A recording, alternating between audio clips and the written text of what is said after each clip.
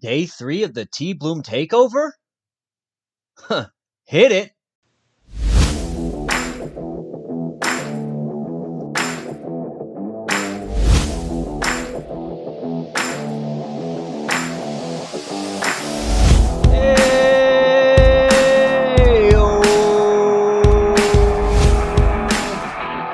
Good day, my TBloominites. It is April 6, 2022. It is a cold and gloomy day here in Washington. A little bit of rain, a little bit of wind, a little bit of sunshine. Just about everything Washington has to offer in terms of the weather. Another shitty day here. But hey, it is day 3 of the TBloom Takeover, which means another episode of the TBloom Talk Show. If you were one of the people that showed up to our Twitch stream last night, thank you. We appreciate it. I hope it was a good time for all 5 of you that showed up. For those of you who did not, that's okay. There's going to be plenty more opportunities to check it out in the near future, so don't think of it as a loss, just think of it as a lesson. Also, if you would like to be reminded about updates on new schedules, content from yours truly, remember to follow me at the TBloom Talk Show on Twitter. That is the TBloom Talk Show on Twitter. Follow me for all the news, content updates, and really everything TBloom. Today we've got a lot to cover. Okay, starting with my top 5 running backs from the 2000 to the 2020 era in the NFL. The newest victim of Ballsack sports, Stephen A. Smith. And flag football in the Olympics? I don't know. We'll get into that and much, much more. Stay tuned. Stay with me here. And also, for the first time ever, TBloom takes in callers from across the country to see exactly what's on the mind of TBloom Nation. So, let's go ahead and just get right into it. I mean, over Twitter, I've been seeing a lot of people giving their opinions on, for some reason, it's a hot topic to say your top 5 running backs from the 2000 to 2020, 2021 era. So I thought I'd weigh it. I thought, as TBloom, a sports broadcaster, someone who prides himself in being knowledgeable in sports, specifically the NFL, I should have a top 5. I should have a top 5, excuse me. So that's exactly what I went and did. We're going to start at number 5. Actually, we're going to start out at our honorable mentions. And I couldn't land just one honorable mention. I was battling back between 2 of them, that being Matt Forte and Arian Foster. For those of you who had the privilege to watch these 2 play when they were in their primes, they were, when they were at their peak, they were just about as good as everybody. Arian Foster led the league, I think, one time in rushing yards, but I mean, this guy was a beast, and the fact that he did what he did without any other sort of offense around him beside, and I know you can say, oh, he had Andre Johnson, but I mean, the best quarterback that he had was Matt Schaub. And Matt Schaub wasn't bad, but I mean, give the guy a break. For him to do what he did with that team is remarkable to me. Arian Foster, one of the forgotten running backs of that era, and I just had to bring his name out just to give him appreciation. So shout out Arian Foster, and then Matt Forte, a guy who just did it all for the Chicago Bears. Also, didn't have the best offense around him, was pretty much the key guy, the guy defenses were keying in on every single Sunday, and he still put up productive points. Not only was he a great running back, but man, the guy could catch balls out of the backfield. I think he even had 1,000 yards receiving one year, if I'm not mistaken, or at least close. The man was a menace, and he was so big, but he was so elusive. Um, yeah. So honorable mention. Shout out those guys. Number 5 coming in, and just so we can make this clear before I get into this, the 3 things I'm looking at when I put this top 5 in is, 1, how high your peak was, meaning, how great were you at your greatest. 2, your longevity, how long you were in the league and how long you were dominant for. And 3, your availability. Were you available? Did the injury bug get you? Being available, what is it called? The best ability is availability. I know it's fucking cliche by now. Sue me. It's been a long day. That's the best I'm going to come up with, but it's true nonetheless. So those are the 3 things that I'm keying in on when I make this list. So number 5, coming in at number 5, Derrick Henry. Now, he hasn't had the chance to be able to move past the other guys, I will say, because he just hasn't been in the league as long. He just hasn't been he doesn't have the chances to, put up all these longevity stats of being in the league for 6 years and being the number one rusher for 4 of them and stuff. He just hasn't been in the league that long. However, his peak, his ceiling is probably as high as anybody's in this list. I mean, it's hard to get over what Derrick Henry's been able to do and how good he's been able to be with the Titans. It's hard to name another running back that has done better or been better for a team. So that's really what got him into this one. The man's a menace. Not a guy you want to tackle. We all know 6'2". I know they say he's like 230. That dude's 240. Running freaking 4.4s. The guy's almost impossible to take down, so he had to be on the list. Hopefully he gets back he came back from his injury last year. Hopefully he gets back. He gets over that foot injury he had and gets back and stays healthy so he can continue. And maybe by 2025, he can be number one on this list. Going into number 4, shout out Frank the Tank Gore. He just retired the other day. Retired a Niner, thank God. Good to see him go. Not too, wasn't too happy that he continued to play as long as he did. I don't feel like he needed to. I felt like he proved everything he needed to prove, but that just goes to show what kind of guy this guy was. Someone who wouldn't stop. Someone who was, it's almost reflective to how he ran the ball. He was very hard nosed, tough, moving his legs all the time, tough in between the tackles. And he just did it all for the Niners back in the day. I mean, it almost seems like a decade ago he was playing for the Niners back in his prime. But if you guys think back, he's been doing it since, what freaking the Seahawks, since the Seahawks had their old jerseys. I remember him beating the Seahawks in their old jerseys and just whooping up on them. So Frank Gore had to make the top 5. I put him at number 4 because he's got the longevity, he's got the stats, and he has the his ceiling isn't as high as some of these guys, but it's pretty damn high. So for that reason, I feel like he should be number 4. Moving on, number 3, Marshawn the John Lynch. Now, as a avid Seahawk hater, it was a little bit tough for me to put him on here, but nonetheless, Marshawn Lynch, deservedly so. From the eye test, let's just talk about that beast quick run. It breaks my heart to watch. I'm not even a Saints fan, just a Seahawk hater. But the way he was just able to shrug those guys off, keep going in a playoff game, that run will go down in history as probably the greatest run ever. If not, then top 2. I can't think of another run off the top of my head that would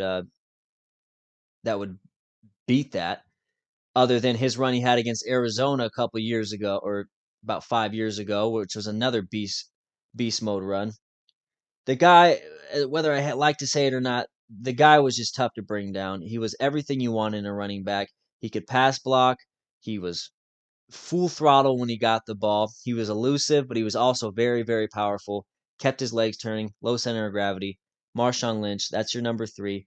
Now we get into the elite spots, and I had a huge amount of trouble between my top 2. My top 2 picks, they're really interchangeable. It's whatever way you want to go with this one. I'm going to go number 2, Adrian Peterson. And he's a close second. I got to bring up the first one. I'm going to go number 2, Adrian Peterson. Number 1, LaDainian Tomlinson. Like I said, they're both number 1. If LT wasn't in the league ever, AP'd be number 1. Not even close. The man dominated a whole era with really just himself in the offense. A lot of these guys on this list were their offense. Well, actually, not all of them. Specifically this one, Adrian Peterson. He was the offense. Every week, you knew what the ball was going to. It was going to Adrian Peterson, and he continually put up numbers every single season. And he won the MVP at running back at the age of 30. You know how hard it is to win MVP? Do you know how hard it is to win MVP at the running back position? Do you know how hard it is to win MVP at the running back position at age 30? You see where I'm going with this. The guy's a freakish athlete. You don't see running backs built like him anymore. Running backs are going out the league within 3-4 years. I mean, Todd Gurley, look at him. Another honorable mention. Another honorable mention to him. Shout out Todd Gurley, freakish athlete. But you're not seeing running backs last that long nowadays. They got 4 years in them, tops.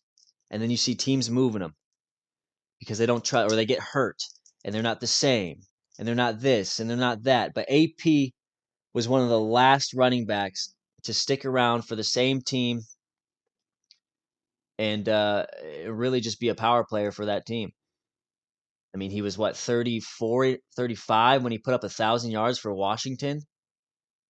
I mean, if that doesn't just show you how good this guy was and how, available he was, I don't know what will. And then let's get to LaDainian Tomlinson. And what really separated these two for me when I looked at the stats, they both were great for a long span. They both had the yards and the stats and the TDs and the all that. But what separated LT and AP for me was LT was a much better pass catcher out of the backfield. A lot more receptions, receiving yards, receiving touchdowns. So that's going to get a boost. Obviously, AP. Not saying he wasn't a good pass catcher, he just wasn't as good as LaDainian Tomlinson. And they didn't really use him. AP was never the guy to go out and catch you a ball unless you were, down in the fourth quarter and you had to have him on the field, a little dump off. LT, you could use him in the pass game. Not only was he a better pass catcher, what if I told you that LaDainian Tomlinson has 7 passing TDs in his career? 7 times LaDainian Tomlinson has thrown a touchdown in his career. That's just, I couldn't believe my eyes when I see it. That's really what separated it for me. Versatility. LT's peak and AP's peak were very, very close. I mean, you can't really inch out any other guy any other way. So LaDainian Tomlinson's going to be my number one. Just to go over the list again, we got number 1, LaDainian Tomlinson. Number 2, Adrian Peterson. Number 3, Marshawn Lynch. Number 4, Frank Gore. That rhymed, not on purpose. That's just how I roll. Number 5, Derrick Henry. And that's going to be the list. Again, honorable mentions, Matt Forte, Aaron Foster, and we'll throw in even Todd Gurley there. I saw a stat that Todd Gurley has the most touchdowns since 2016 and he missed last year. So, I mean, that speaks for itself. Todd Gurley, man, what all went wrong? What all went wrong with Todd Gurley, Le'Veon Bell, and those guys? Well, Le'Veon, we know what happened with him. He went to the Jets, and then once you go Jet, you never go back. Same with the Browns. Once you go Brown, you never go back. So that's going to be it for the top 5 running backs. Moving on, Stephen A. Smith, the latest to get faked out by Ballsack Sports. A couple days ago, he was on air talking to who was he talking to? I think it was Magic Johnson, and it was about Kyrie Irving and James Harden's relationship. And somehow he had stumbled upon Barsack Stool's tweet that had a picture. It looked really good. Kudos to Ballsack Sports. I mean, this is a satire sports news site. I mean, it's called Ballsack Sports, so you can kind of get what you're getting out of it. You can't really take anything too serious out of it, but Stephen A. Smith did not do his homework, obviously, as he read this report by Ballsack Sports. Brooklyn Nets executive on the growing rift between Kyrie and Harden. And I quote, Kyrie beat James Harden one-on-one almost every day in practice, and Kyrie was barely even in basketball shape. It demoralized Harden. Things reached the breaking point came when Kyrie called Harden washed after completely locking him up in one scrimmage. An assistant had to break up the two as tempers flared and the relationship spiraled downhill from there. Now, if you go and watch an interview between Stephen A. Smith and Magic Johnson, Stephen A. Smith goes to say that he saw a report that uh, Kyrie Irving was calling James Harden washed to his face.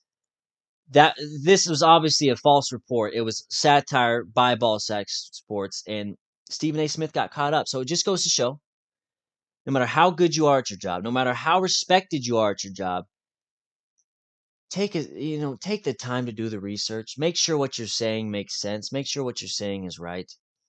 My good friend Stephen A. Smith got caught up in a goddamn satire page. Now he's looking like a fool, and his credibility's gone. Now, what are you going to do? I mean, you're going to go back and take it back, say, hey, I got messed up by a site called Ballsack Sports? No. No. He's got to own it. Will he own it? I don't know. I hope he does. I just thought that was funny.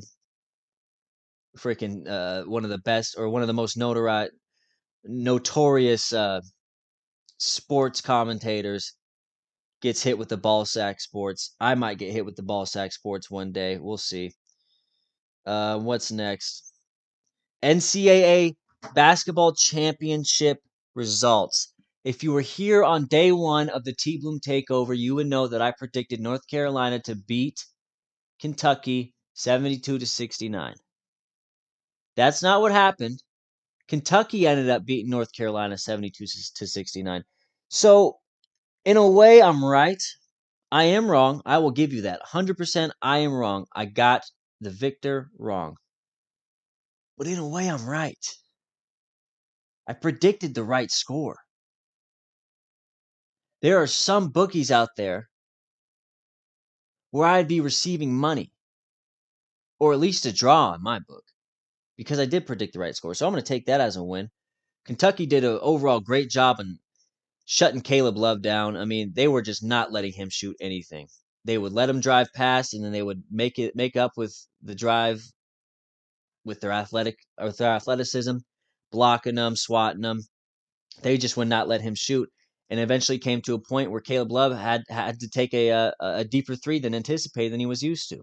Usually, he takes like a nice little step back three at the 3-point line, not 2 feet above the 3-point line.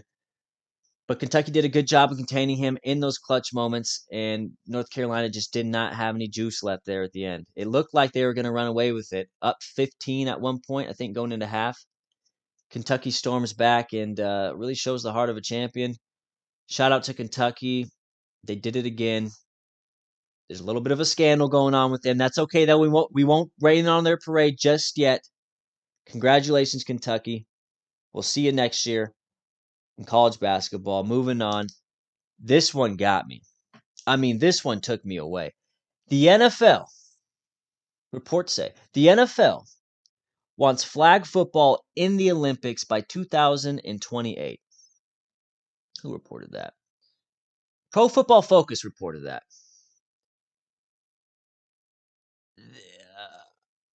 How can I put this? Are they trying to just guarantee an Olympic gold medal for the United States, like another one besides basketball? Because basketball, we're guaranteed to get the gold medal pretty much every year, unless we fuck around and get fucked up. But that happens every once in a while. But it's pretty much a guarantee we're getting the gold in basketball. This would be even more dominant.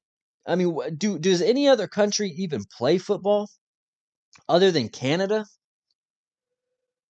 And if they do play football, at what high of a level? Like, could our best high school team in the nation go out and beat, let's say, freaking the UK's best football team? You see what I'm saying? You see where this gets sketchy? In order for it to be a competition in the Olympics, it has to be somewhat competitive. Otherwise, you're just out there for no reason. I mean, what is NFL? By 2028, you think you're going to ingrain a whole new sport into the world, which is dominated already by another football? You think they're just going to cults like? You think a society is just going to adapt to another culture of a sport? It just gets meshy right there. I don't think it's going to happen. I think it'd be a waste of time. It wouldn't even be fun to watch. To be honest with you, you're going to send fucking for instance, you're gonna send Patrick Mahomes out there with fucking Devontae Adams, Travis Kelsey, Derrick Henry. Well, I guess Derrick Henry wouldn't really matter. It's a flag. But you're gonna send all the fucking top guys in the NFL to go play fucking John Jody and the fucking UK Bears overseas? No, no one wants to see that shit. No one wants to even see flag football. Shit, I used to play flag football. After my game was done, I left. I told my dad, "Hey, I want to go home. I don't want to see this garbage." So I went home. So questionable. I just don't see it. I think it's funny. I don't think it's happening. I mean, flag football in the Olympics. Give me a break. We're gonna move on. Stefon Diggs and the Bills sign a 4-year extension For how much? A 4-year, $104 million extension that includes $70 million guaranteed. The deal ties Diggs to Buffalo for 6 more years with the intent from both sides to have him retire as a Bill. Well, how about that? Old Stefon Diggs gets the old pat on the back from the Buffalo Bills. Say they want to keep him around forever. Doubt it. Highly doubt it. I just don't see many. I don't see much loyalty in the league anymore. I mean, Devontae Adams left. He looked like a guaranteed Packer for life. Tom Brady left the goddamn Patriots. If there wasn't a player that was more guaranteed to retire the team he got drafted by than Tom Brady, I don't know who the fuck else was besides Ben Roethlisberger. Shout out. Because he's fucking loyal as shit to the Pittsburgh Steelers, and we love him. Love you, Ben. But I don't think he's going to retire there. But the signing makes me beg the question, is he part of the top 5 receivers in the league? So I'm going to rattle them off right here, just off the top of my dome skis. Number 1, give me Devontae Adams. And this is in no order here, but we'll put Devontae number 1. Number 2, DeAndre Hopkins. Number 3, fuck, you got to go Cooper Kupp. Number 4, who would be number 4? Give me Deebo Samuels. Number 5, yeah, I'd put Stefon Diggs there. I could see Stefon Diggs being there. He's one of the better route runners in the league. He's a really good route runner. Yeah, I'd put him in the top 5. That's not a bad deal overall for the Bills. Kind of pisses me off because I'll be seeing him in the AFC for the next 6 years as a Pittsburgh Steelers fan, but that's okay. We'll handle it. We'll handle it accordingly. So I guess shout out Stefon Diggs for locking that bag up, and shout out to the Buffalo Bills for getting their boy. As we move on to our next topic tomorrow, as you guys may know, drum roll please.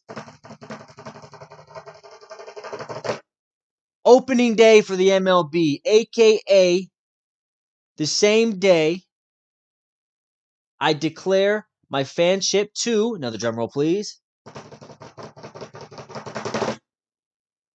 the Seattle Mariners. That's right, folks. I have tried to be a Seattle Mariner fan for the last 5 years, I'd say. And every opening day, I look up news. I set my updates for ESPN. I really get involved. I do the research, and I try to stay into it. And then about 4 weeks or so that go in, I kind of just fall off and I get disinterested. And I don't know if it's because the Seattle Mariners tend to suck or if baseball is just not that interesting to me. I think it might be a little bit of both. But God, 156 games in a season, it's tough to care. Like you start out 10-0, you could finish the season fucking winning 60 games and losing fucking 90 or 100 or something. It's just it disinterests me. I did play baseball growing up, but I definitely was not my favorite sport and was probably my worst sport I was at. Take a sip of my Joe here. Ladies and gentlemen, it's 4:36 p.m. in the afternoon. I'm in Washington right now. Like I said, gloomy day. I woke up at 5 a.m. to go to work today. I told myself I'm going straight to bed when I got home. I didn't go straight to bed. I said, fuck it. I'm going for a run. I got to get it in. I went for the run. That woke me up a little bit.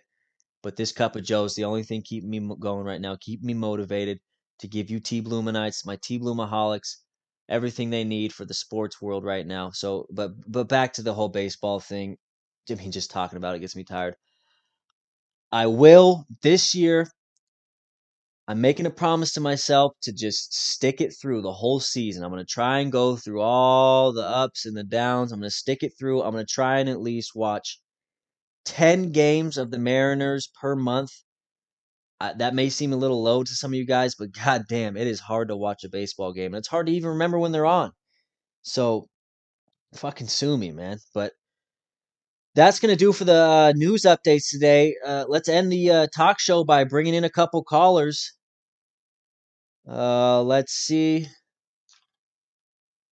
Okay, here we go. We got one. Blake from South Carolina. Blake?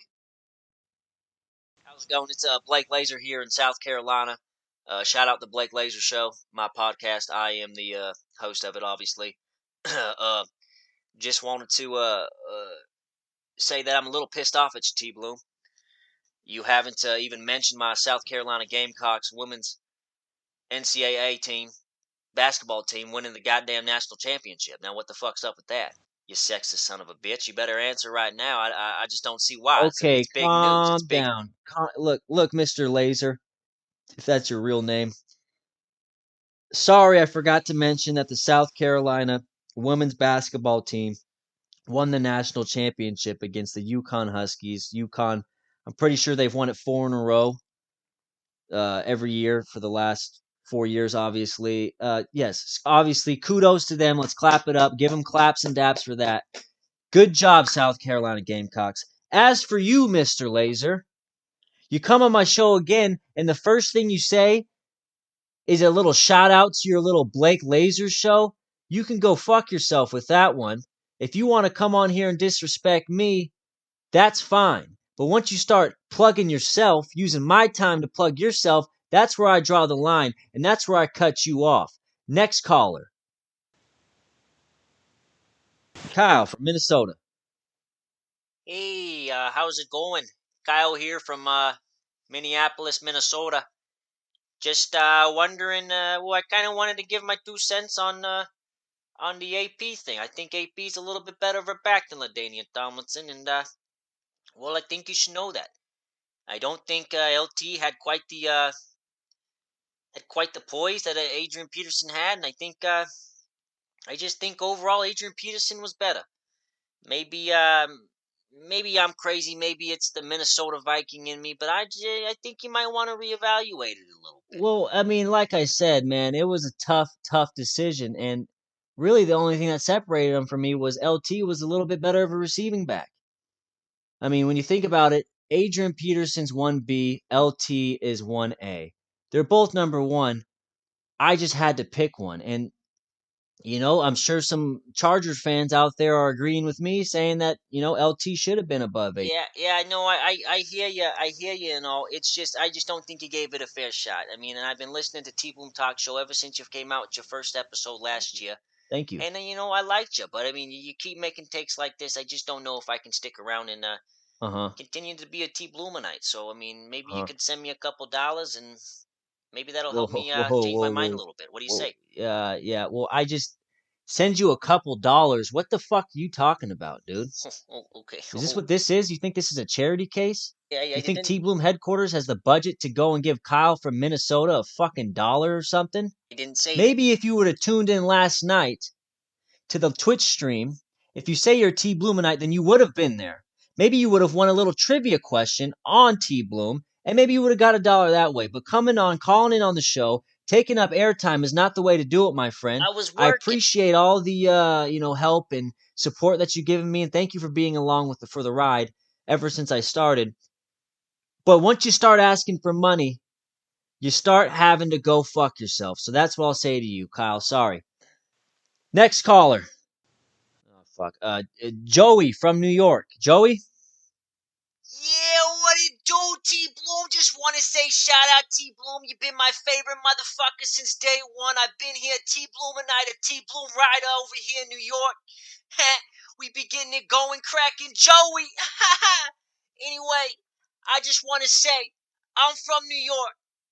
We having a tough time right now in sports, but that's okay, cause we gonna be back. And we gonna be back. The New York Knicks is gonna be back. The Brooklyn Nets is gonna be back. The Brooklyn Nets is winning the championship. You can book it. Don't worry about it. My bookie book it. Don't worry. The New York Giants is gonna be back. Fuck the guys over there in New Jersey. The Jets. They fugazi. They ain't no shit. They don't know Joey. They don't know Joey like I know Joey. But we're gonna be back. Next year we finna go crazy, yo. We taking the sweep. We running the goddamn table. I fucking love you, I T-Blue. fucking love you too, Joey. I love the energy, dude. And I also love the fucking faith you got in New York over there, because that's about Oh, all you fuck guys have, yeah. because you guys fucking suck in sports right now. Oh, what the The fuck? Knicks, They were supposed to be making the playoffs. They didn't do too well, obviously. The Giants, I mean, that's a shithole. The Jets is always a Wait, shithole. And then okay. what do you got? The fucking Brooklyn Nets shit in the bed this year? I mean, I love the optimism, Joey, but I think it's a little bit misplaced. Man, TBloom, go fuck yourself. You're talking shit you don't even know, Joey. You don't know Joey. Papa, tell him. Papa Telly. Go fuck yourself. New York for life. I'm fucking out of here.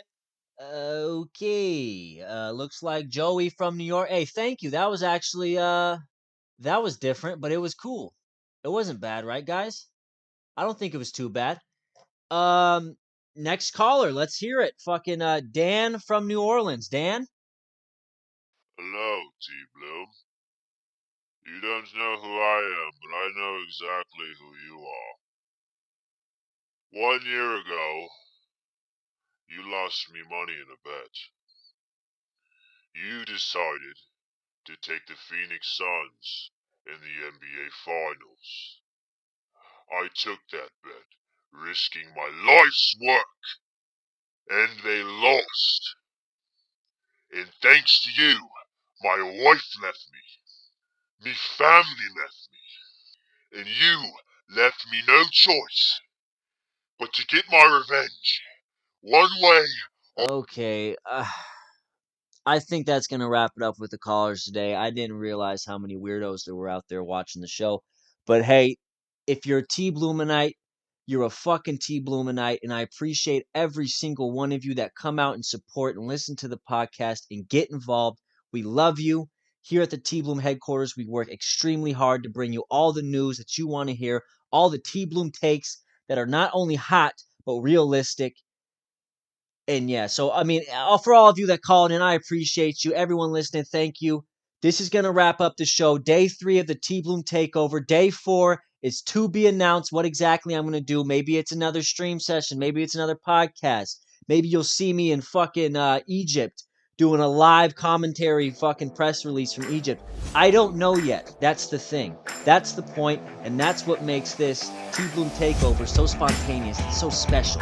You just don't know what you're gonna get. So with that being said, folks, T-Bloominites, T-Bloomaholics all across the nation, have a great one.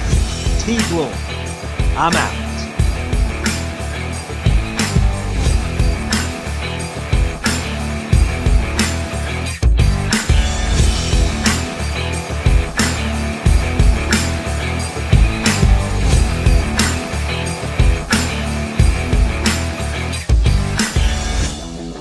This episode of the T-Bloom Talk Show is brought to you by John Jody's Custom Custards.